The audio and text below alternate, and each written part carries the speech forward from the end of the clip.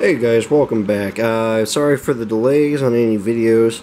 I just wanted to make this update because I got a ton of stuff I got piling up here, and I need to be able to show some of this so I can kind of move on and put some stuff away and keep working on some product. Also to show you guys some stuff before it heads out the door to other people that I'm working on. I want to update you guys real quick. Obviously I'm using a different camera here, and I apologize if the quality is not as good as my JVC camera. The problem is that my JVC camera, if you guys didn't see my post on Facebook, I'm having issues with the software on this because the software that works with these cameras is expired. It's no longer, I think, licensed by JVC or something like that. It's the Vario software. It was already crap, but now I can't use it anymore, and even when I installed the latest version, it's completely outdated and I can't use it anymore. So I've been trying to use some different softwares with the JVC camera and nothing's working, so I can't really film anything, unfortunately. I had a couple videos on my camera and I lost them also due to this problem of trying to back them up. They basically got lost.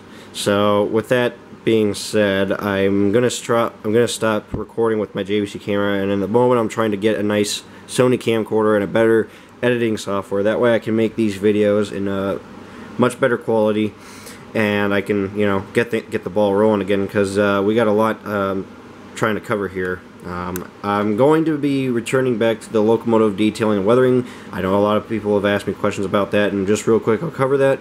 I still have the locomotive. It's right here. It's not going anywhere. We'll get back to the project here shortly when I get the camera back. Right now I ran into a problem with it because the frame is warped.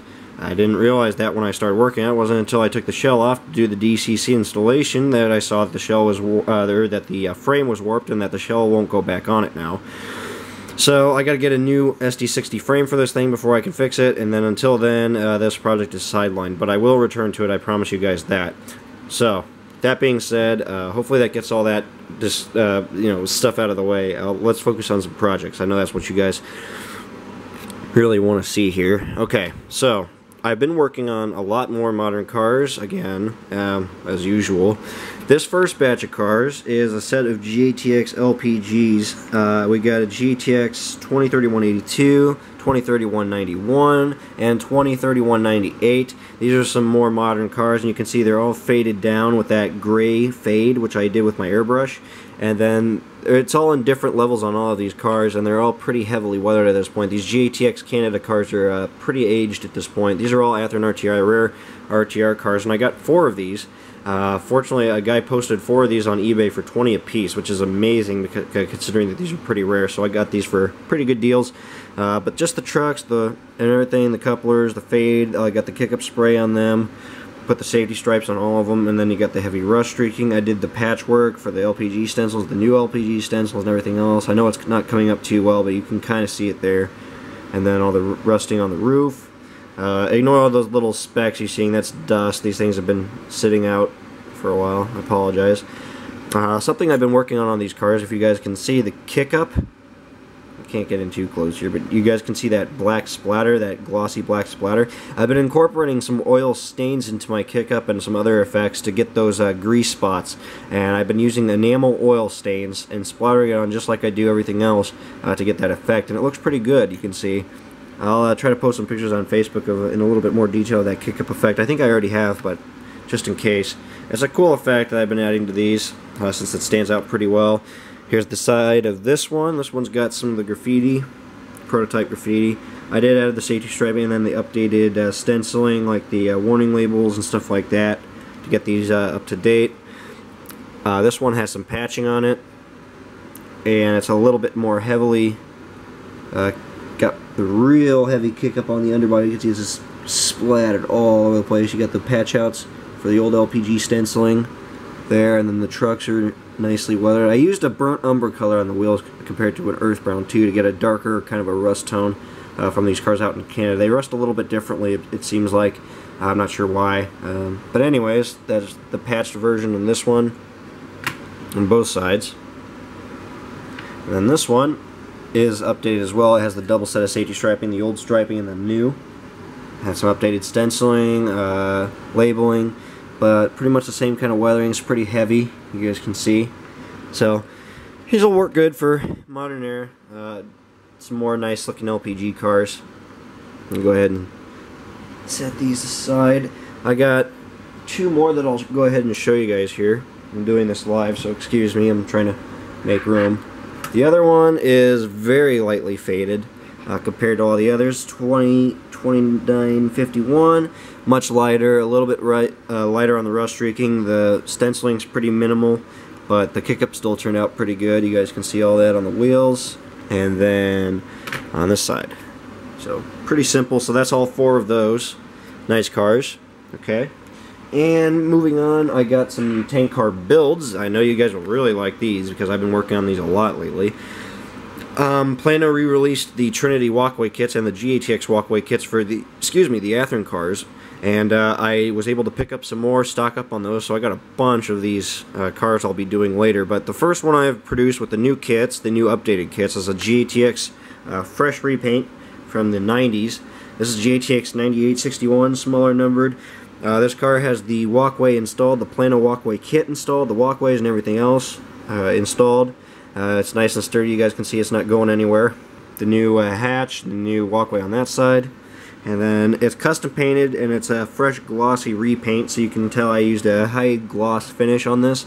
And just the wheels and couplers are weathered. You know, it's not getting too crazy yet, but you do got the kick up on the underbody, just starting there, just a little bit. You guys can see that. And then I decaled this with highball graphics and microscale and I believe smokebox graphics decals to do the correct GATX font, and then a bunch of other labels and stuff, and then the placards and everything else. You can see it's still very, very clean. It's still pretty fresh, but it's another nice modern rebuild for the GATX Trinity cars. Looks pretty sweet. Really happy with that one. And another car I got. Now these are going to be a little bit more complicated, but I'll still try to go over these in detail, but move over pretty fast. The first car I have is another ACFX car I've done. Is a dual compartment car, and these are really cool. So how I built this one, and by the way, this is a real prototype. You guys probably have seen these before. These are still out and about. They're getting a little old, but I actually sold this one, right? Okay, so I built this one, sold it to a guy. In transit, USPS destroyed it. The box got crushed, all these handrails and most of the paint job got damaged. So I actually got this sent back to me, and I lost all that money, and I had to rebuild it twice. So I had to do all these railings and all this up top twice. And I was able to patch it back together, and no one can tell now at this point that it was damaged, so it's pretty sweet. Anyways, that's the story behind this ACFX car, the funny side story. But yeah, seriously though, this car was built from an Atlas 17,000 gallon tank car, one of the corn syrup cars, to build this particular prototype. It has all new, brand new brake underbody detailing, which is kit bash from the Atlas. New pipes were added to match the prototype, including new end details on both ends. That's both ends, there you go. Upgraded to the KD double shelf, the required double shelf couplers. The walkways are photo etch parts, which I installed on custom supports. The handrails and the stanchions are made from brass wire and styrene, as you can see. The hatches are all various Walthers and Athearn parts, which I used to mismatch parts to match the hatches that are on this dual compartment car in real life. And of course, after all the building was done, I custom painted the car white and used microscale decals to put all of the correct labeling and everything else, all the required labeling and everything for the car. And you can see it's pretty heavily weathered with load spill. It's got this greasy, oily substance running down the side of the car, and that is on both sides. This side's probably a little bit more heavily streaked. It's not coming out too well, but you guys can kind of see that right there. And you get the nice kick up on the ends right there. It's pretty nasty. I like it. But that's the ACFX dual compartment car. Love that guy. I'm glad I ended up, even though it got damaged and sent back to me, I'm kind of glad I got it back because I really like the car. It's not going anywhere now. So that's the ACFX dual compartment car. And the next rebuild I've done is a really complicated build. This is another, I could really talk forever about how I actually did this one. But basically this is a hydrogen peroxide, a Trinity hydrogen peroxide tank car. How I built this one, I used an Athearn 20K acid tank car. I shortened it quite considerably from the middle and then recombined, spliced the two ends back together so it's shortened to the correct length. All of the underbody detailing is scratch built. All of the end detailing is scratch built. All of the walkways on the top, all the hatches are brand new. The walkways, the railings are all scratch built. All kinds of custom made details just for this particular car. I added the air hoses, the coupler bars, the placards, everything to this basic way from the ground up. And then it is custom painted in the TILX dual tone, the hazmat scheme. So the top half of the car is white, bottom half of the car is black. And I got some of the decals are basically Highball Graphics decals. They use the correct font and shade for the TILX, so that looks good. It's pretty lightly weathered. You can see the trucks came out really nice. You got the blue bearing caps. You got all of the kick-up spray. It's not coming out too good on this side. Might be able to show it better actually on this side. There you go. You guys can kind of see that kick-up spray just starting to spray up there, just all over the ends. And then you got the dual placards for the ends. The new couplers added. And again, it's just very lightly weathered at this point. It's not too crazy yet. You guys can see that. And then you got this pipe also. That's a custom done part with rubber wire. It's some sort of hose that comes from this little device at the top. Runs all the way to the bottom of the car into this outlet. And there's a good shot of the underbody detailing, which I made from scratch. Pretty proud of that. But I really like this car. It's another really nice model, and it's two more custom-built tank cars that are on a long list of cars I've wanted to do for years now that I finally got done. So that's pretty sweet. So there's the TILX dual compartment car. Let's move on here now. I got a couple more tank cars we'll show real quick, and we'll finish this video with some box cars and then some locomotives, okay? So I got two of the Walther's Trinity cars. I know you guys are getting tired of seeing these. This one is just lightly faded as a Trinity car. Blue bearing caps on the wheels, rusted up trucks, got the kick-up just starting at the bottom, upgraded these to the shelf couplers, put the safety stripes on them, updated stenciling and everything else, and I got the molten sulfur splatter at the top on this one. And then here's this side. You guys can see. Just brushing over this one real quickly, not too much to be said about it, it's just another car ready to enter service, just lightly weathered. It looks pretty good. And then this one here I went into a little more detail with. This is the ITVX car. It's got the graffiti. It's faded down quite considerably. It's got a lot of corrosion at the top. It's got the severe sulfur splatter. It's just splattered all over the place. You got the updated stenciling. Pretty much the same kind of weathering on the underbody. Major kick-up. Wheels are grimed to hell. Still got the blue bearing caps. Upgraded shelf couplers. There's the kick-up on that end. And then on this side it's a little bit more simplified, but it's still pretty faded, weathered up, and then you get the safety striping and everything else on this side. So that's the ITVX Sulfur car. So again, another nice car that'll work for the modern era for my my mixed freights there. I'll try to look at some box cars. I'll try to go over these here real quick. I have been updating a couple more cars out of my collection, selling a few and upgrading a few that I've had for years now. This is a Mopac car, an Athearn Genesis box car, and this one I put more graffiti on, updated the weathering, put some additional work into to kind of get it updated, including bleaching the logos, finished the roof on this car, just stuff like that. But it's basically upgraded with some new weathering and then the graffiti. Here's that side, and then on this side you can see a little bit better the graffiti I did. Originally it didn't have as much, but I just kind of finished it at this point, so it's ready to go back into service. It's completely just plaster graffiti now, which is nice. I like it. It's nice and nasty. There you go. So that's the Mopac car. Just wanted to brush over that real quick, show you guys the new graffiti I did. It's all hand painted. There's the bleach logo on this side, and then the heavy door scratches. So that's the Mopac car. If I can grab the other one here. Here we go. This is another car I've had. I recently patched this one to BKTY. These are getting pretty common. They're all over the place now, especially here in CSX. BKTY 170073 is a patch out PS Boxcar. This side's pretty clean. Got the graffiti and everything. Safety stripes added. The roof came out pretty good on this car. You can see it's pretty heavily eaten away into the metal and it's rusted up. I did this effect with acrylic and my oil paints to do that effect. But it looks really nice. It's one of my favorite boxcar roofs I've done in a while.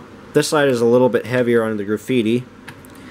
You guys can see that, and then the patching all down the side. So this one's ready to go as well. Not too much to be said about other than custom graffiti. It's faded down, wired to prototype photos. Got the trucks done up there too. You guys can see that. So there's the BKTY 170-073. I'm working on a bunch more of these cars right now. You guys will see these later. And then I got another rare Athearn car. This is a C&W PS, I think 5344 box. I weathered this one to prototype photos, put the graffiti on it, faded it down, grimed it up very heavily, got all the door pits and stuff and the scratches from the forklifts, bleached out Union Pacific logo. I know it's not showing up too well, but it looks really good in real life. They got the safety stripes on there. There's the custom graffiti. Got some patches on the doors right there. The roof came out pretty good. You can see it's pretty well beat. It's very similar to the PS or the BKTY boxcar I showed recently. This one's got a couple replacement panels that are starting to rust over a little bit. There's the ends real quick. You guys can see. And then on this side, I got a little bit more heavy of the graffiti. You guys can see that. So I did 2 of these at the time, and I sold the other. I kept this one, but I'm glad I did. It looks really nice. Nice, another modern car. So got the custom graffiti again, faded down. Just a lot of nice little details there to kind of bring this model together. Took a while, but it looks pretty good. It's another nice, really nice car. And then also moving on, I got 2 more Union Pacific cars. These are both the PC&F cars now. The first one is a patch out. Union Pacific is doing these graffiti repaints. They do the partial patches on the underbody, but they don't repaint the entire car. So what happened is this car obviously had graffiti on it, and then they repatched the bottom half of the car and then did all that. So I just basically masked off the bottom half of the car and then gloss coated it, and then I did the top half of the car by fading it down quite considerably, weathering it, putting the graffiti on it, and then I put the safety stripe on there, bleached out logo, prototype photos, basically followed the job there. On the roof, I repainted the roof because it was white originally on this car, so I had to repaint it to be accurate. And then I got all the rust pitting and everything on the roof, just starting there with the oils. You can see that. And then on this side, a little bit more, the patches are kind of a little bit more broken up. You can still see the graffiti underneath them, which is nice. And you can see the weathering, just some light washes down the side. I didn't want to weather this one too crazy yet. Still somewhat clean. It's just very badly bleached from being out in the desert. But that's the SP850183. It's a nice looking patch out car. And it's the only one I have now of UP. I did a bunch of these at the time, but I sold them all. So I'm glad I made one for myself now. I'm going to try to keep this one. And then the last PC&F car I have for the moment is one with